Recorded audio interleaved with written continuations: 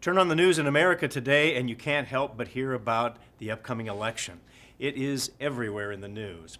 And it got me to thinking a little bit about what the Bible has to say about election. And a particular passage came to mind as I was reading through 2 Peter. And in that passage it says, "Be even more diligent to make your call and election sure."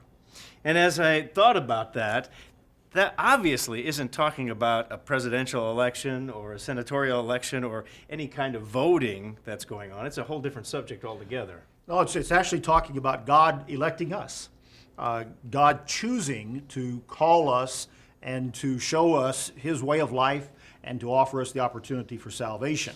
And He's admonishing through Peter in that verse there that we make that election sure.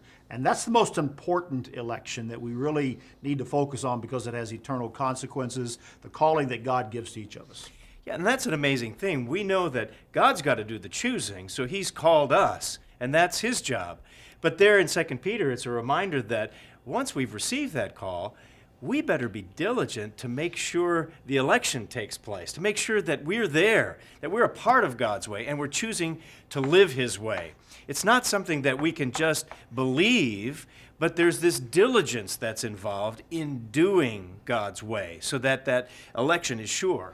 And any election or calling from God always includes choice. We make the choice to accept that calling. We make the choice to stay in that calling, to stay faithful to God, and to stay true to the calling. God always allows human beings the freedom of choice, and that's a beautiful thing. That is an amazing thing, and that's one of the most important responsibilities that we have. And in 2 Timothy 2:19, here's what it says there. It says, "Let everyone who names the name of Christ depart from iniquity."